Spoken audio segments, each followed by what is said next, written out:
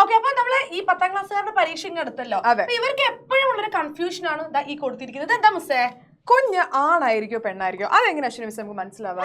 അതായത് ഈ പുറം രാജ്യങ്ങളിലൊക്കെ ഞാൻ എപ്പോഴും കണ്ടിട്ടുണ്ട്, അവര് എങ്ങനെ ഒരു സെക്സ് ആദ്യമേ കുട്ടിയുടെ സെക്സ് ഏതാണെന്ന് അറിയും, കുട്ടി ആണാണോ പെണ്ണാണോ, ബലൂൺ പൊട്ടിക്കുക, അത്തരത്തിലുള്ള പരിപാടികൾ. അതെ, പക്ഷെ നമ്മുടെ നാട്ടിൽ ഇത് നടക്കില്ല. സയന്റിഫിക് ആയിട്ട് എന്ത് പഠിക്കാം? പോകുന്ന കുഞ്ഞ് ആണാണോ പെണ്ണാണോ എന്ന് നമുക്ക് മനസ്സിലാക്കാം. സ്ഥിരമായിട്ട് ക്വസ്റ്റ്യൻ പേപ്പറിൽ ചോദിക്കുന്ന ഒരു ഭാഗമാണ് സെക്സ് ഡിറ്റർമിനേഷൻ. ഇത് പഠിക്കുന്നതിന് മുന്നേ നമ്മൾ എന്തിനെ കുറിച്ച് പഠിക്കണല്ലോ? എന്താണത്? ക്രോമസോംസിനെ കുറിച്ച് നമ്മൾ പഠിക്കണം അല്ലെ? അപ്പൊ നമുക്ക് എത്ര ജോഡി ക്രോമസോംസ് ഉണ്ട് മിസ്സേ? 23 pairs, 23 ജോഡികൾ. അതായത് 46 ക്രോമസോംസ് ആണ് നമ്മുടെ മനുഷ്യന്മാരുടെ ശരീരത്തിലുള്ളത് കേട്ടോ. ഓക്കെ, ഇതിനെ നമുക്ക് രണ്ടായിട്ട് ക്ലാസിഫൈ ചെയ്യാം. ഏതൊക്കെയാണ്? ഒന്ന് സൊമാറ്റിക് ക്രോമസോംസ്, അതായത് നമ്മുടെ സ്വരൂപ ക്രോമസോമുകൾ. അതേപോലെ എന്തുണ്ട്? സെക്സ് ക്രോമസോംസ്, അതായത് ലിംഗനിർണയ ക്രോമസോമുകൾ. അപ്പൊ മൊത്തം 23 ജോഡി ക്രോമസോം ആണ് അല്ലെ? അതിൽ എത്ര ജോഡിയാണ് സ്വരൂപ ക്രോമസോമുകൾ? 22 ജോഡി. അതെ, 22 ജോഡി സ്വരൂപ ക്രോമസോമുകളാണ്. അവസാനത്തെ ഒരു ജോഡി, ആ ഒരൊറ്റ പെയർ എന്ന് പറയുന്നത് എന്താണ്?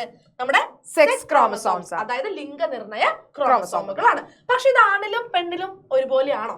അല്ല, വ്യത്യാസം. സ്ത്രീയിലും പുരുഷനിലും, മെയിലിലും ഫീമെയിലിലും സെക്സ് ക്രോമസോംസ്, ലിംഗനിർണയ ക്രോമസോമുകൾ വ്യത്യസ്തമാണ്.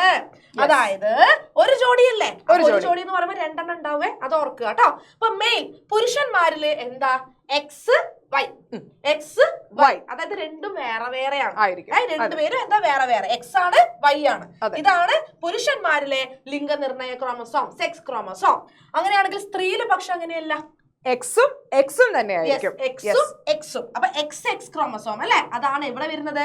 സെക്സ് ക്രോമസോം ഇൻ ഫീമെയിൽ, ലിംഗനിർണയ ക്രോമസോമുകൾ സ്ത്രീകളില് എക്സ് ആണ്. ഇത് ആദ്യം പഠിച്ചു വെക്കുക.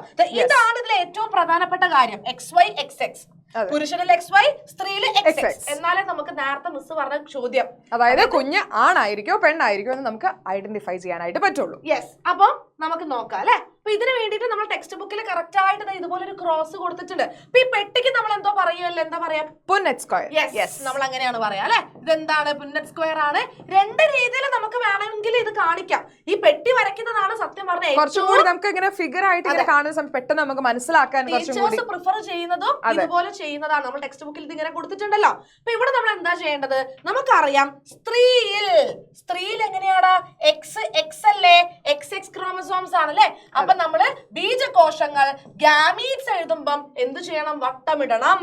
അതേപോലെ പുരുഷന്മാരിലോ എക്സ് വൈ ഇങ്ങനെയാണ് വരുന്നത് അല്ലെ? സോ ഇവിടെ എക്സ്, ഇവിടെ എക്സ്. അപ്പൊ എക്സ് വന്നല്ലേ?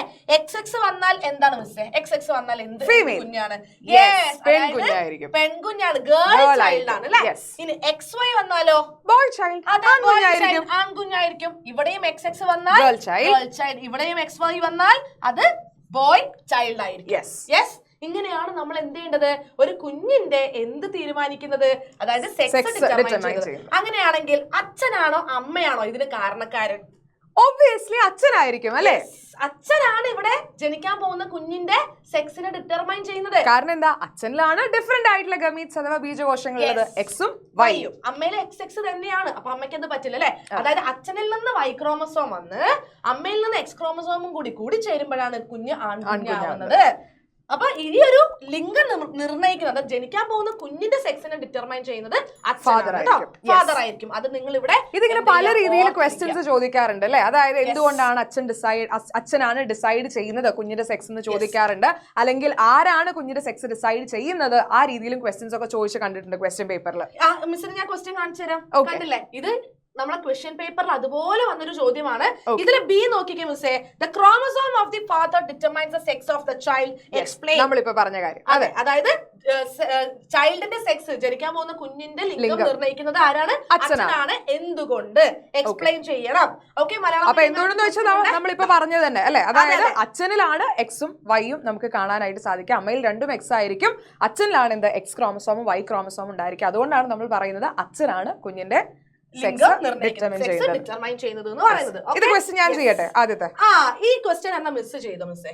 അപ്പൊ ഇവിടെ സ്ത്രീ പുരുഷൻ എന്റെ ബുദ്ധി ഞാൻ ഇവിടെ പ്രയോഗിക്കാൻ പോവുകയാണ്. അതെ 44+XX അല്ലെ. ഈ 44 എന്താ നമ്മൾ നേരത്തെ പറഞ്ഞിരുന്നു 22 ജോഡി സ്വരൂപ ക്രോമസോമുകൾ. ഒരു ജോഡി എന്ന് പറഞ്ഞാൽ 2 അല്ലെ. അപ്പൊ 22 പേഴ്സ് എന്ന് പറയുമ്പോൾ 22 × 2 44. 44 ആണ് കേട്ടോ. 22 ജോഡിയാണ് 44 എണ്ണം. ഓക്കെ. അതേപോലെ പുരുഷനിലും 44 എണ്ണം ഉണ്ട്.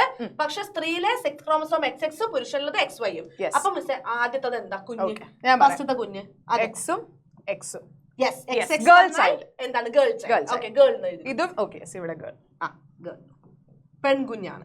പെൺകുഞ്ഞാണ്. വീണ്ടും XX വന്നു. അപ്പൊ വീണ്ടും ഗേൾ ചൈൽഡ്. വീണ്ടും ഗേൾ ചൈൽഡ്. ഇവിടെ XY വന്നു. ബോയ് ചൈൽഡ് ആയിരിക്കും. അടുത്തത് ഞാൻ എഴുതില്ല. ഇത് എന്ത് ചെയ്യണം? ഇതിന്റെ ആൻസർ നിങ്ങൾ എന്ത് ചെയ്യണം? നിങ്ങൾ താഴെ കമന്റ് ചെയ്യണം, മറക്കരുത്. അതിന്റെ കൂടെ തന്നെ എന്താണ്? അതിന്റെ കൂടെ തന്നെ അത് ഏത് കുട്ടിയായിരിക്കും, അത് ആൺകുഞ്ഞാണോ പെൺകുഞ്ഞാണോ എന്നുള്ളതും കൂടി നിങ്ങൾ എഴുതണം. അപ്പൊ ഇതിന്റെ ബാക്കി കാര്യങ്ങൾ ഡീറ്റെയിൽസ് ഒക്കെ നമ്മൾ ഇനി എവിടെ പറയാം?